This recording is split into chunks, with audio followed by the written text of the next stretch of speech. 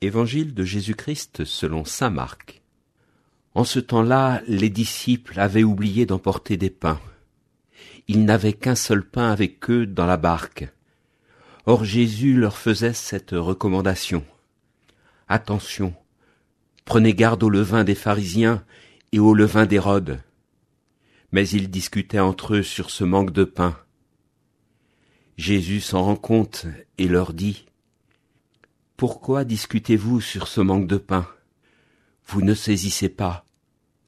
Vous ne comprenez pas encore. Vous avez le cœur endurci. Vous avez des yeux et vous ne voyez pas. Vous avez des oreilles et vous n'entendez pas. Vous ne vous rappelez pas ? Quand j'ai rompu les 5 pains pour 5000 personnes, combien avez-vous ramassé de paniers pleins de morceaux ? Ils lui répondirent : 12. Et quand j'en ai rompu 7 pour 4000, combien avez-vous rempli de corbeilles en ramassant les morceaux ? Ils lui répondirent : 7. Il leur disait : Vous ne comprenez pas encore ?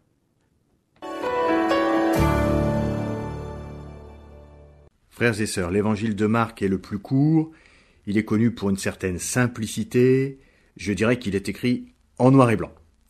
C'est-à-dire qu'il révèle les vérités les plus fondamentales du cœur de l'homme. Et j'en vois une qui apparaît spécialement aujourd'hui, c'est que les disciples ne comprennent rien. Ils sont comme des cailloux qu'on voudrait imbiber d'eau, on les trempe dans l'eau, mais dès qu'on les ressort, ils sèchent immédiatement, aussi secs qu'avant. Désolé, mais ce passage de l'évangile, difficile même de ne pas entendre Jésus, encore une fois agacé, comme hier, vous ne pigez toujours pas. Mais là, il parle à ses disciples, et non pas aux pharisiens. Hier, c'était les pharisiens qui sont opposés à Jésus. Mais là, les disciples, c'est plutôt nous. Ils sont terriblement bouchés. Excusez-moi, la familiarité. La scène de cet évangile est, comme hier d'ailleurs, classique et je dirais même plus, comme hier, banale. Elle parle de nous chaque fois que nous nous inquiétons de Dieu, et c'est souvent, alors qu'il est bien là. C'est ce que j'appelle une vérité fondamentale.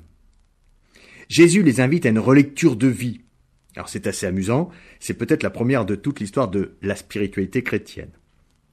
Et nous-mêmes, frères et sœurs, quand nous réalisons notre vie, à travers nos joies et nos peines, nos angoisses et nos espoirs, à quel moment Dieu n'était-il pas à nos côtés ? À quel moment avons-nous eu raison de nous inquiéter comme les disciples ? Je vous laisse répondre. J'ai ma réponse. Pour illustrer, je pense au dernier témoignage de conversion que j'ai lu, celui de Jamel Ghesmi.